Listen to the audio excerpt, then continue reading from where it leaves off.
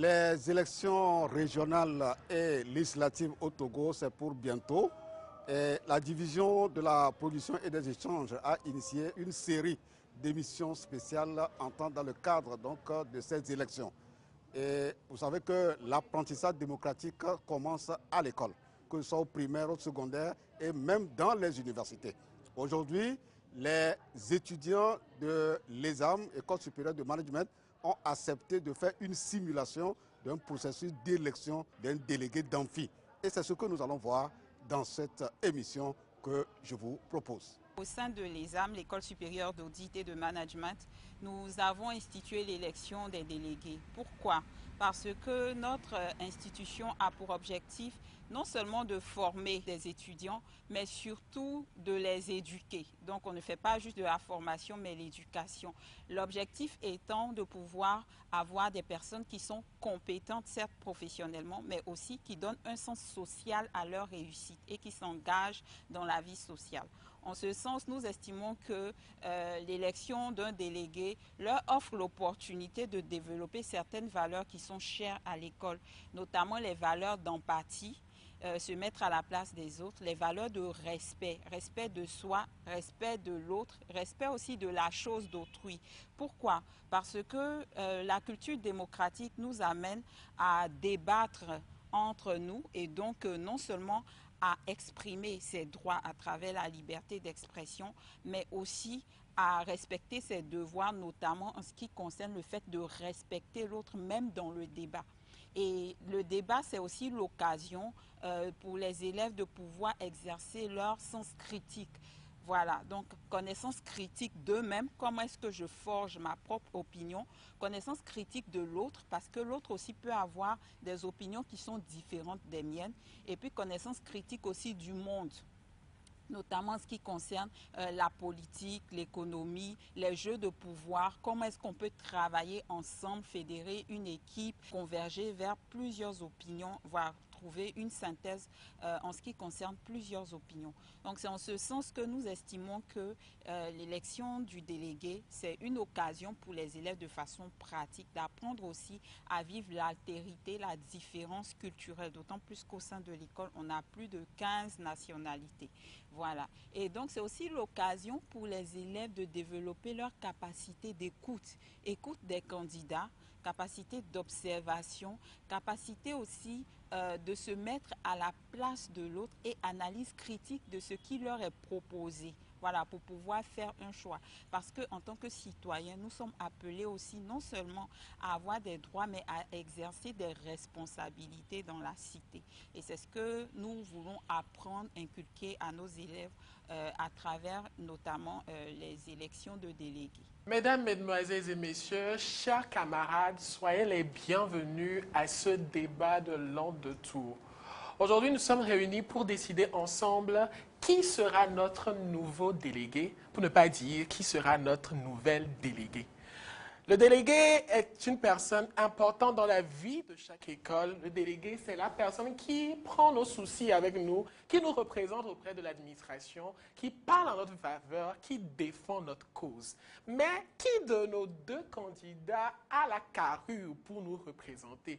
Qui est-ce qui a assez d'empathie entre ces deux personnalités pour pouvoir nous représenter auprès de l'administration? C'est pour cela que nous sommes là ce soir, pour discuter ensemble, les voir présenter leur projet de société, leur projet pour vous, pour moi, afin que nous puissions avoir une vie estudiantine, une vie dans cet établissement meilleure. Ça parlera, entre autres, de l'encadrement que nous devons avoir ici, dans notre établissement, mais aussi de la question de l'emploi, parce que la finalité de nos études, c'est de trouver l'emploi.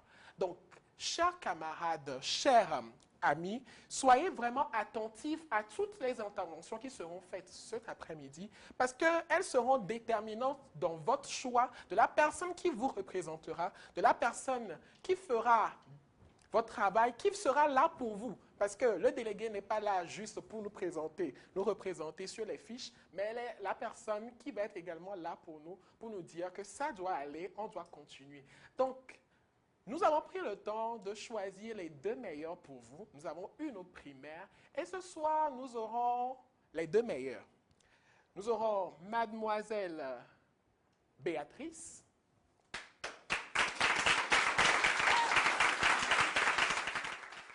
Et nous aurons mademoiselle Joyce.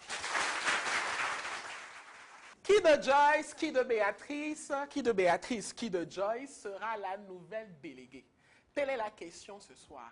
Un tirage a été fait en amont pour savoir qui va commencer ce débat. Deux thèmes. Le premier, c'est le thème de l'encadrement scolaire à l'université.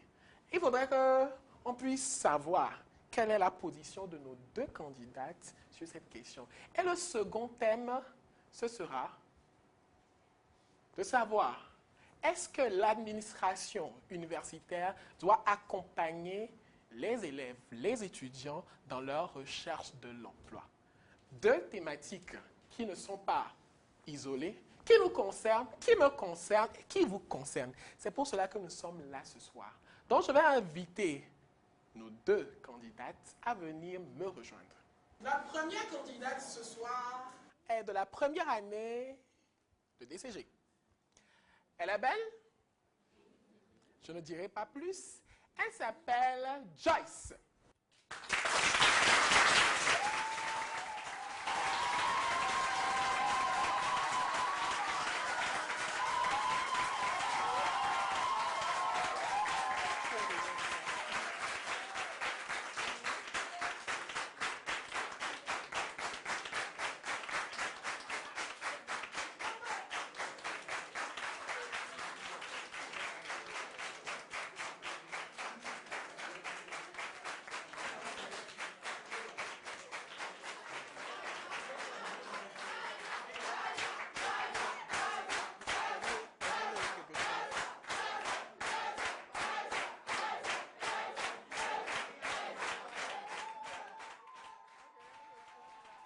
Comme je vous le disais, je suis avec la première candidate pour cette élection, mademoiselle Joyce Madjé. Voilà.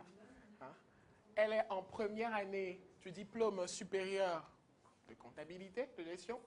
Dites-nous, qu'est-ce que ça fait d'être candidate aux élections? Merci Daniel pour la opportunité. Participer à l'élection du délégué général de l'ESAM, ce n'est pas juste en fait pour participer. Pour moi, c'est pour pouvoir mettre ma voix, donner mes objectifs, pour pouvoir avoir un impact dans cette génération et de permettre le développement de tout un chacun de nous ici.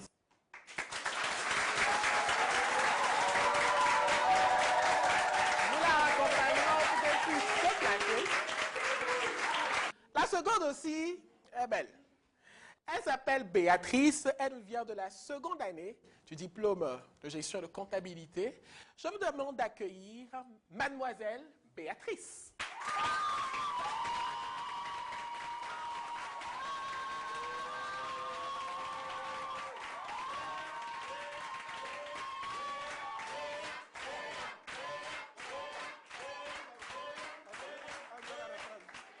Elle est en deuxième année de diplôme de gestion de comptabilité. Mademoiselle Béatrice, ça fait quoi de se présenter aux élections?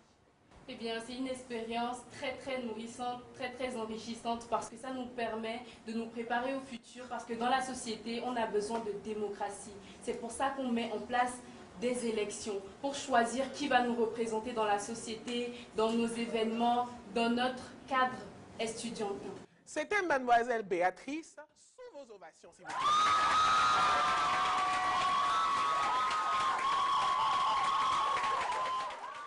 À l'École supérieure d'audit et de management ESAM, la passion de l'excellence, l'élection du délégué est au-delà d'une simple manifestation partisane. Nous ne voulons pas juste des cris et des chahuts, des campagnes seulement passionnées, mais nous voulons que les élèves choisissent un programme, qu'ils choisissent des idéaux, au lieu de choisir juste une personne par simple affinité. C'est pour cela qu'il y a le débat qui confronte les deux meilleurs candidats issus des primaires sur des thématiques qui sont essentielles, à savoir l'encadrement à l'école et aussi la question de l'emploi. Ce soir, nos camarades, nos candidats vont débattre sur deux thèmes, à savoir un encadrement scolaire à l'université Et le second thème, l'aide à l'emploi par l'administration universitaire. Les deux candidates ont un lot de 8 minutes chacune pour pouvoir débattre. Ils auront 1 minute chacune pour pouvoir faire leurs propos introductifs. Ils auront 2 minutes 30 chacune pour pouvoir donner leur point de vue sur le premier thème. 2 minutes 30 chacune également sur le second thème. Ils auront 1 minute pour donner leurs propos de conclusion. Mais toutefois, ils ont 1 minute pour pouvoir répliquer aussi. Ces 1 minutes-là peuvent être utilisées à n'importe quel moment du débat. Et ça permettra à chacun d'entre nous de pouvoir savoir est-ce qu'ils sont capables de nous défendre lorsque l'administration voudra nous taper dessus. Donc, préparez vos oreilles parce que, je vous assure, ça va être tranchant. Pour commencer, un tirage a été fait en amont pour pouvoir déterminer qui va commencer ce débat, ainsi de suite. Donc, d'après le tirage, c'est mademoiselle Joyce qui doit commencer ce débat.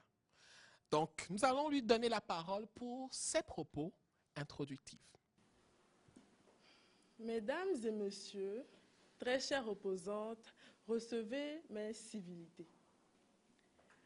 On dit souvent qu'on ne peut pas construire une maison sans avoir les bases solides. Mais pourquoi voulons-nous construire notre éducation sans l'encadrement qui va avec? Investir dans l'encadrement scolaire, c'est investir pour poser les bases solides pour une génération impactante. Alors me proposer au poste de futur délégué général, tel est mon objectif. Poser les bases solides pour une génération impactante, solide et déterminée. Mais avant de rentrer dans le vif de notre sujet, je vais laisser la place à ma chère opposante qui va tenter de vous brouiller les esprits. Mais rassurez-vous, je reviendrai avec un peu plus de clarté. Je vous remercie.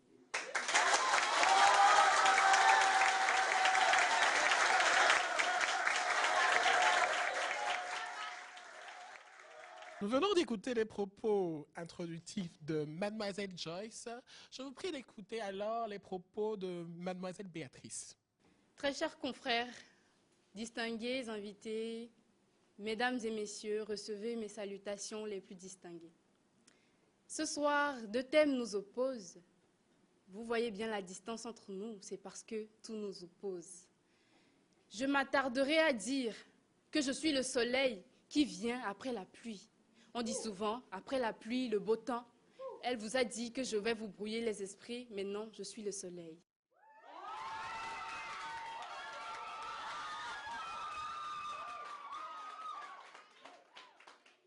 Je rappelle que ce débat se déroule sous la supervision des membres de la Commission électorale scolaire indépendante qui veille à l'équité lors de ce débat.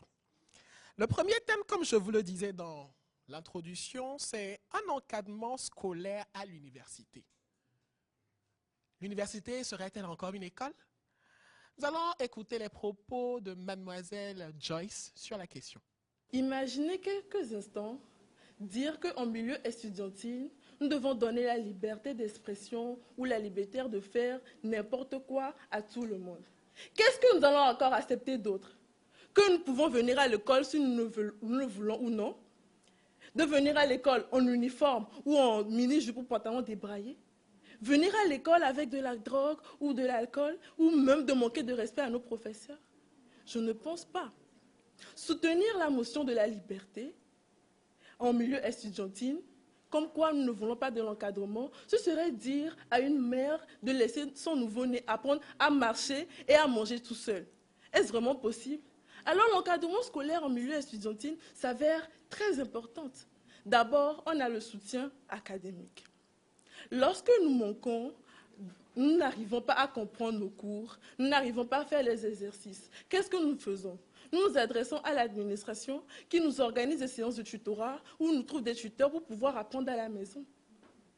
Des fois, lorsque nous n'avons pas la capacité de trouver des solutions à nos problèmes personnels, nous faisons quoi? Nous nous adressons à nos tuteurs ou même à l'administration qui trouve des solutions pour pouvoir nous permettre d'aller mieux. Et pour couronner même le tout, l'encadrement scolaire à l'université nous permet de développer notre plein potentiel en organisant des conférences, des concours, des coachings et même des sorties récréatives, ce qui nous permet de développer nos capacités. Alors, tous ici ce soir, ce n'est pas ce que nous voulons, arriver au succès. Et pourquoi nous allons vouloir choisir la motion inverse? Mesdames et messieurs, il faudrait ici ce soir faire le bon choix. Parce que prévenir vaut mieux que guérir. J'en ai fini.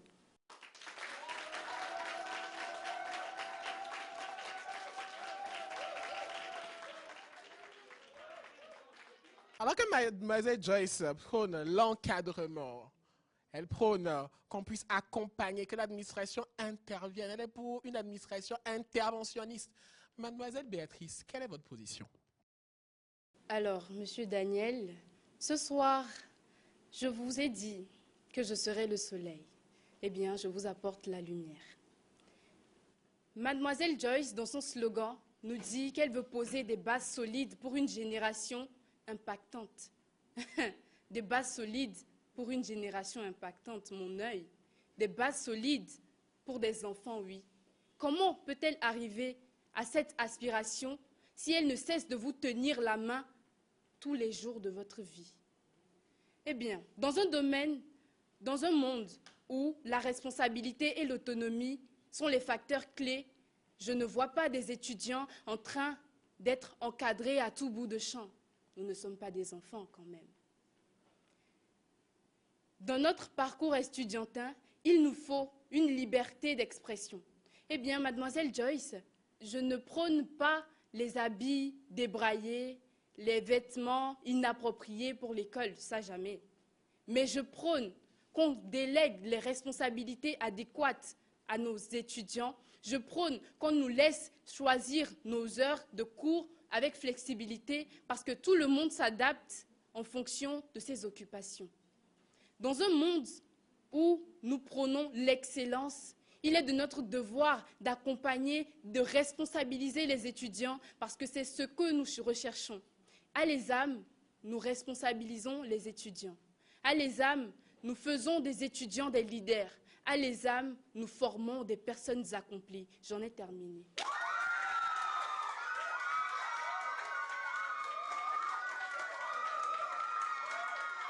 Vous venez d'écouter la position de nos deux candidates sur le premier thème qui est un encadrement scolaire à l'université.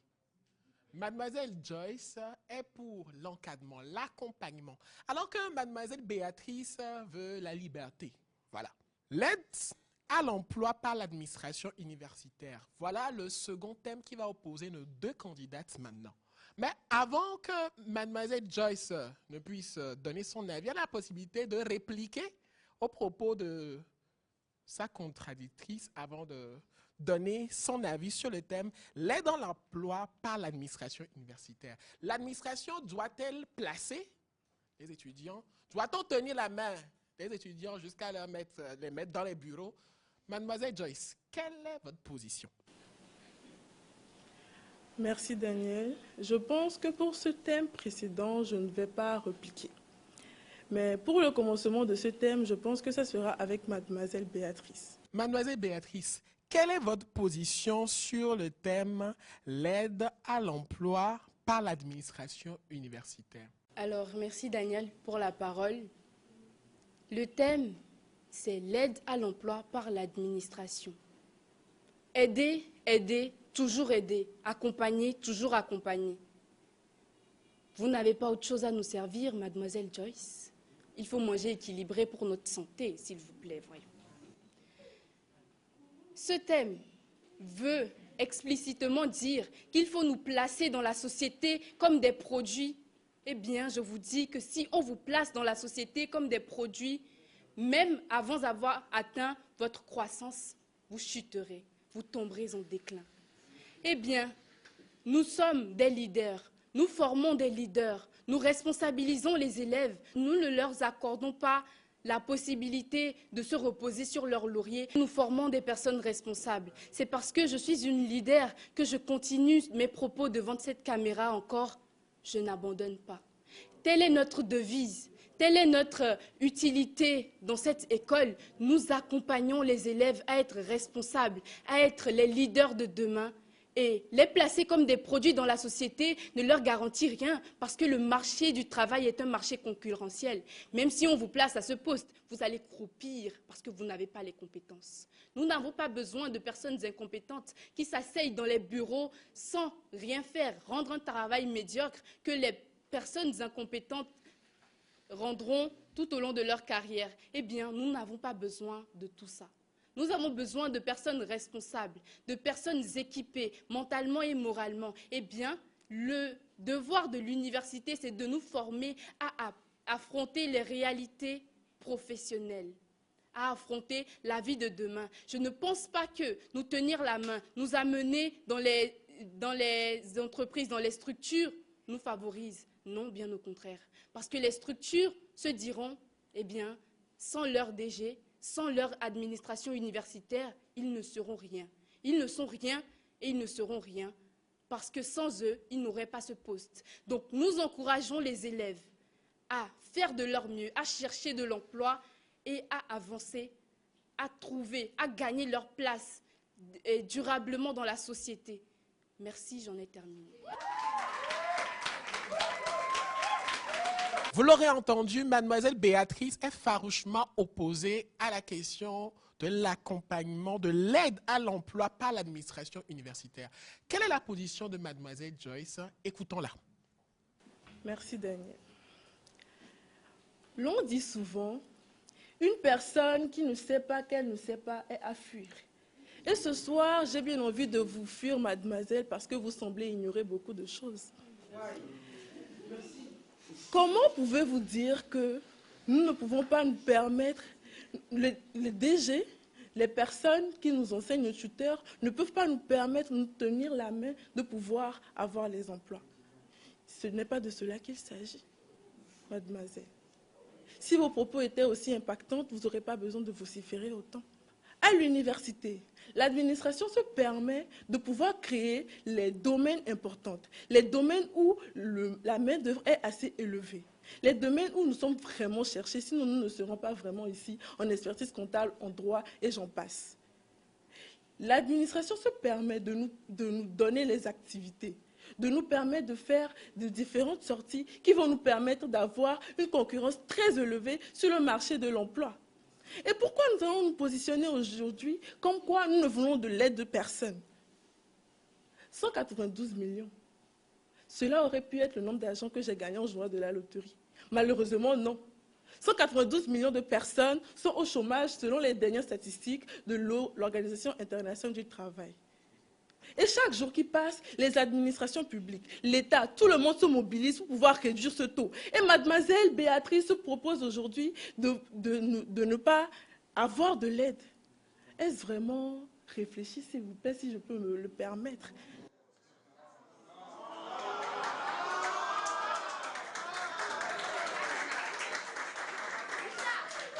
Permettons à la candidate de terminer ses propos avant de manifester notre attachement ou notre rejet de ses propos.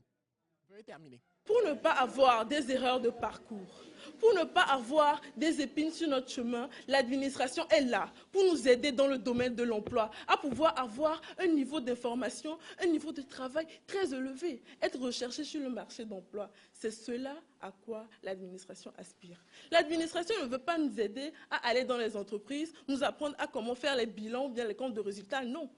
C'est à apprendre à l'université.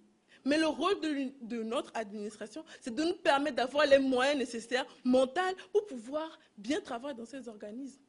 Et ce soir, je ne suis pas en train de dire que nous n'avons pas besoin d'aide, mademoiselle.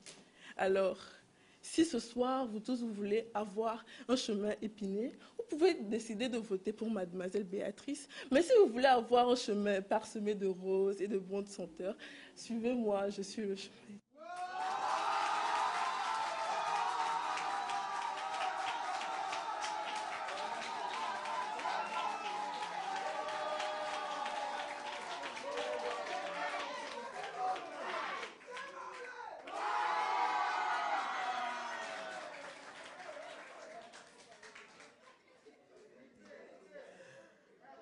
Notre débat avait commencé avec des brumes orageuses. On est passé au soleil. On est passé aussi par des épines pour terminer dans les champs de roses. Nous allons maintenant écouter nos deux candidates sur leurs propos de conclusion. En conclusion, quel est leur projet? Qu'est-ce qu'ils ont à dire à vous, chers camarades? Je vous assure, ces propos pourraient changer votre choix, faire pencher la balance d'un côté ou d'un autre ce soir. Donc, soyez très attentifs. Mademoiselle Joyce, dites-nous, pourquoi on doit voter pour vous? Finalement, que doit-on retenir de votre programme? Qu'est-ce qui va changer lorsque vous allez devenir délégué? Merci Daniel. Je ne sais pas quoi dire, pourtant j'ai tellement de choses à dire. Permettez-moi de vous donner cette petite citation, je ne dirais pas citation, mais une parole de vie qui se trouve dans la Bible.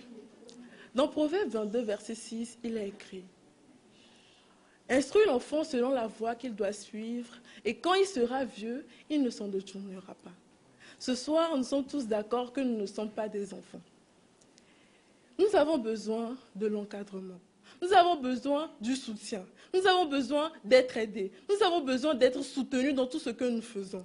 Alors ce soir, je me propose d'être avec vous, de vous aider pour pouvoir tracer un chemin qui va nous permettre de pouvoir réussir. Alors, si je suis ici ce soir, ce n'est pas seulement pour ma motion, ce n'est pas seulement pour mes propres objectifs, mais je serai la voix de chacun de vous ici. Je vous remercie.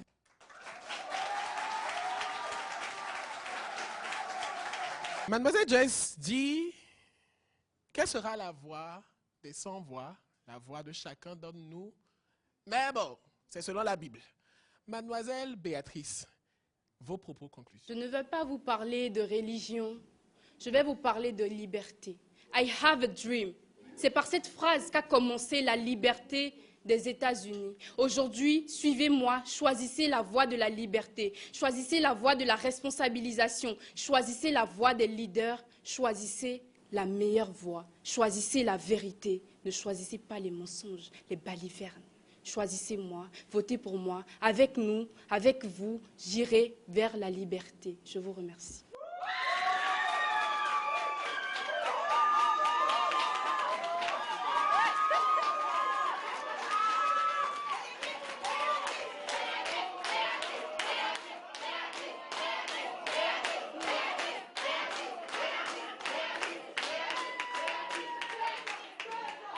Mesdames, Mesdemoiselles et Messieurs, chers camarades, c'est à vous maintenant de sceller le sort de nos deux candidates, de choisir qui va nous représenter.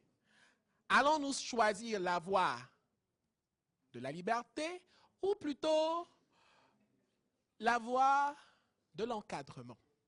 Dans quelques minutes, les membres de la commission électorale scolaire indépendante vous distribueront les bulletins de vote par lesquels vous devez voter.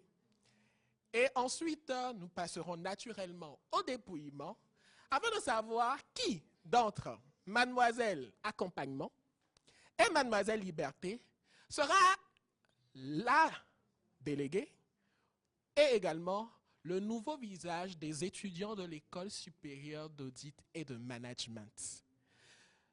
Que le vote soit, c'était Daniel Hillard, élève en 3e année de droit à l'École supérieure d'audit et de management. Je vous remercie.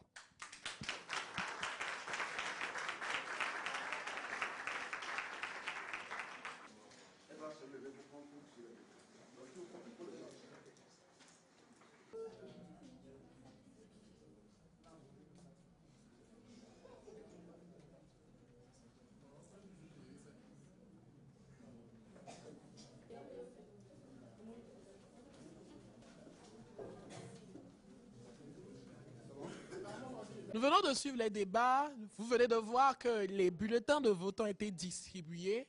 Maintenant, les étudiants vont procéder au vote proprement dit. Et chacun va prendre son bic pour écrire le nom de sa candidate et après venir le déposer dans l'une des urnes qui se trouve juste devant moi ici. Et tout cela va se dérouler sous la supervision de la commission électorale scolaire indépendante. Je vous remercie.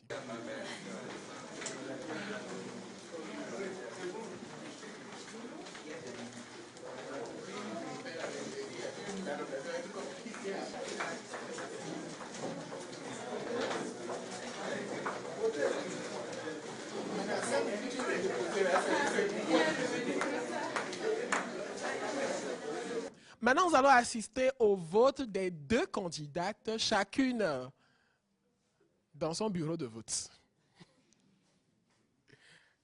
Je pense qu'il faudrait qu'on donne des acclamations nourries.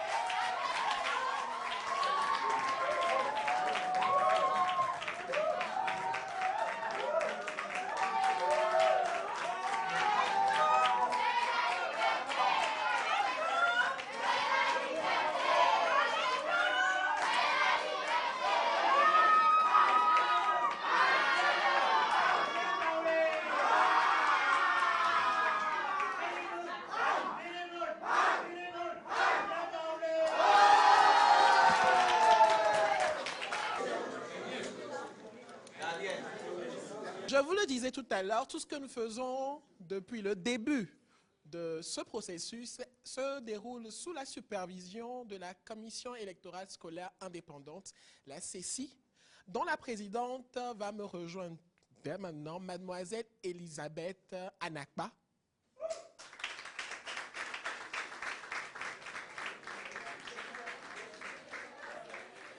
C'est à cette commission qu'est revenue la lucha d'organiser tout ce processus-là. Mademoiselle Anakpa, comment ça s'est passé? C'était facile? Dites-nous. D'accord. Bonsoir à tous. Bonsoir aussi aux téléspectateurs. Nous avons eu à la CECI, la Commission électorale scolaire indépendante, la tâche de superviser toutes ces élections. Nous avons aussi élaboré un code électoral qui a régi tout ce que vous avez vu ici ce soir. Donc, si c'est bien, c'est grâce au code. Si c'est mal aussi, le code va venir sanctionner. Merci. Voilà.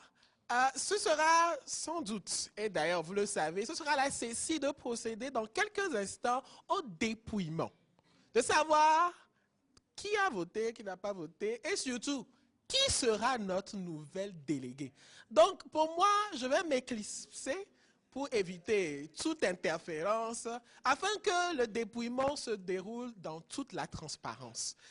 Mais, avant cela, la CECI n'est pas composée d'une seule personne. Il y a une seconde personne, à savoir mademoiselle Zaratou Firial, que je vous demande d'acclamer alors qu'elle me rejoint.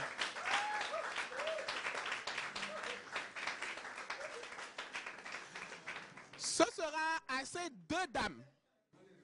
Oui, parce que Exam fait la promotion des dames. Ce sera à ces deux dames de nous dire dans quelques minutes qui sera notre nouvelle déléguée. Ou qui est notre nouvelle déléguée? Parce que les dés sont déjà jetés, n'est-ce pas, madame la présidente? Donc, laissons place alors au dépouillement.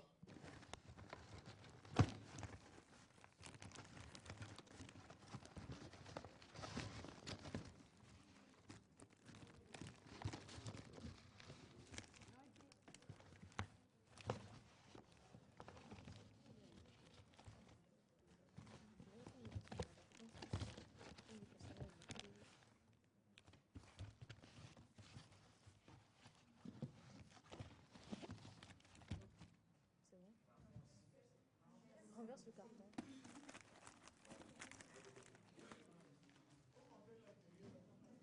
Comme vous le voyez, l'intérieur est vide. Il n'y a plus de bleu.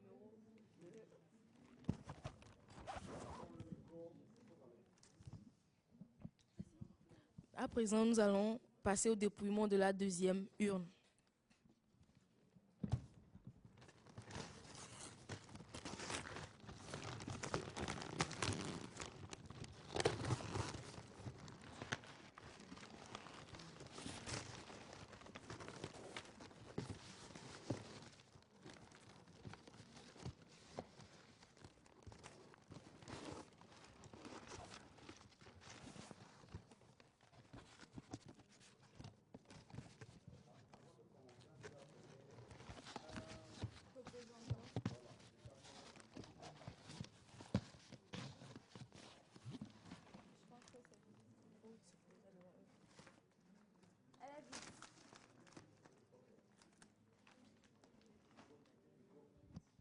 À présent, nous allons demander aux représentants de chaque candidat de bien vouloir nous rejoindre ici pour les résultats. Nous avons au total 57 personnes qui ont voté. Nous allons effectuer le décompte de la totalité pour être sûr des 57 personnes. 1, 2, 3, 4, 5, 6, 7, 8, 9, 10, 11, 12, 13, 14, 15, 16, 17, 18, 19, 20, 21, 22, 23, 24, 31, 32, 33, 34, 35, 36, 37, 38, 39, 40. Sérieux? C'est pas 40. Non, elle a déjà mélangé. Elle a déjà mélangé. Ok. 1, 2, 3, 4, 5, 6, 7, 8, 9, 10, 11, 12, 13, 14, 15, 16, 17, 18, 19, 20, 21, 22, 23, 24, 25, 26, 27, 28, 29, 30, 31, 32, 33, 34, 35, 36, 37, 38, 39, 40, 41, 42, 43, 44, 45, 46, 47, 48, 49, 50, 51, 52, 53, 54, 55. Donc nous avons plutôt 55 votants, pas 57. En fait, j'ai pas voté. Nous avons 55. Il faut noter qu'il y a 55 électeurs, même Et 2 abstentions. 55 voix effectuées que la vote substitue. Au début, après avoir effectué le décompte, nous avons 55 votants et aussi 2 abstentions.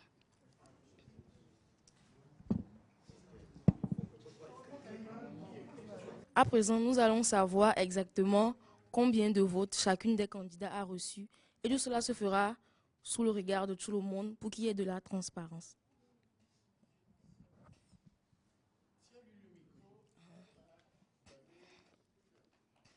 Le premier vote est pour Béatrice.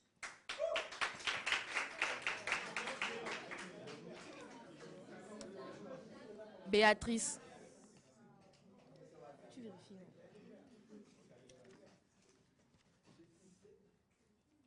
Joyce. Béatrice. Joyce. Béatrice. Joyce. Joyce. Béatrice. Béatrice. Joyce. Béatrice. Joyce. Joyce. Béatrice. Joyce. Joyce. Joyce. Joyce. Joyce. Béatrice. Joyce. Joyce. Joyce. Joyce. Joyce. Béatrice. Béatrice. Béatrice. Béatrice. Béatrice. Béatrice. Joyce. Joyce. Joyce. Joyce. Joyce. Béatrice. Joyce. Joyce. Béatrice. Béatrice. Béatrice. Béatrice. Joyce. Joyce. Joyce. Joyce. Joyce. Béatrice. Béatrice. Béatrice. Béatrice. Joyce. Un vote blanc.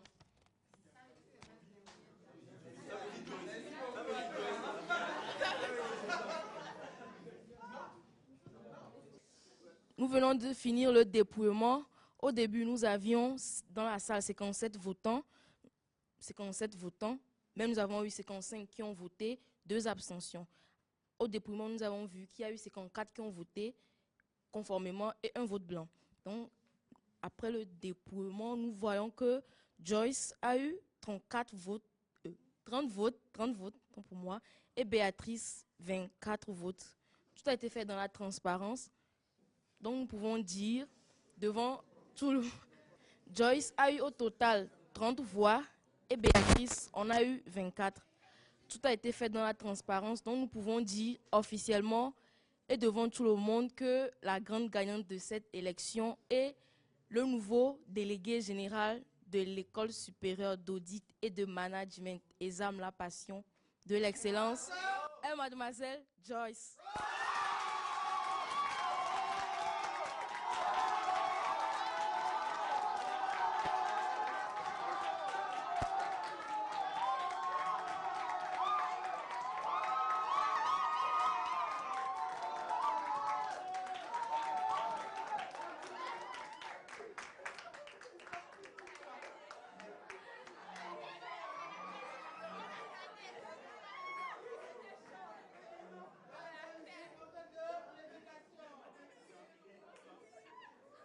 Mesdames, Mesdemoiselles et Messieurs, vous avez pu observer avec nous le déroulement de l'ensemble de notre processus électoral pour élire le délégué, ou plutôt je dois dire la déléguée, de l'École supérieure d'audit et de management.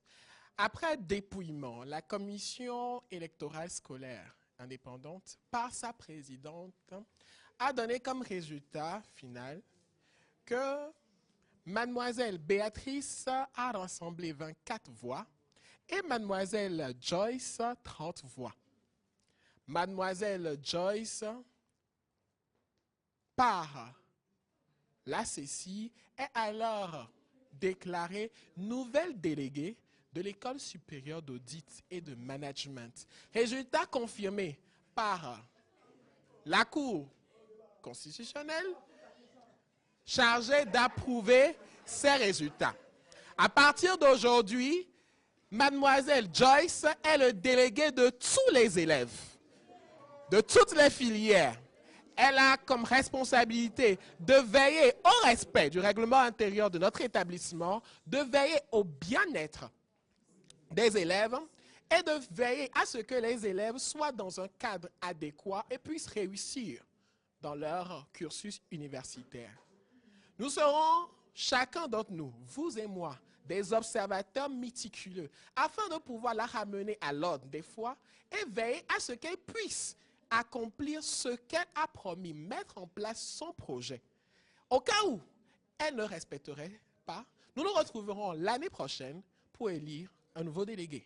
Je vous remercie. Nous allons maintenant donner la parole à mademoiselle Béatrice pour son mot. Voilà. à l'endroit de notre nouvelle déléguée. Voilà.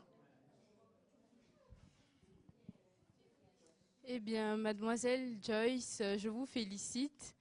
Comme j'ai dit au départ dans mon discours, dans mes propos, dans une nation, dans un environnement, dans un cadre, il faut la démocratie et vous avez gagné par démocratie. Je vous félicite. Faut acclamer. Nous allons maintenant donner, avec des ovations, la parole à la nouvelle déléguée de l'école.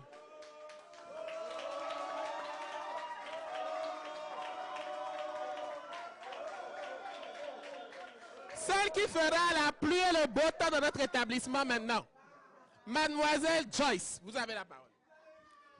C'est une très grande joie pour moi d'avoir été choisie déléguée générale de l'ESAM.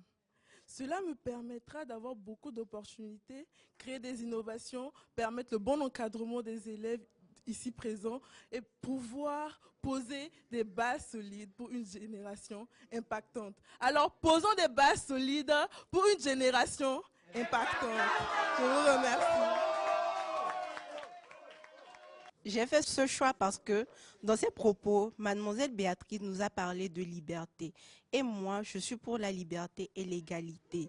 Je préfère que l'administration de l'école nous donne plus de liberté, puisse s'affiner à notre emploi du temps et à notre disponibilité, plutôt que de nous imposer des choses et de nous dire à chaque fois ce que nous devons faire.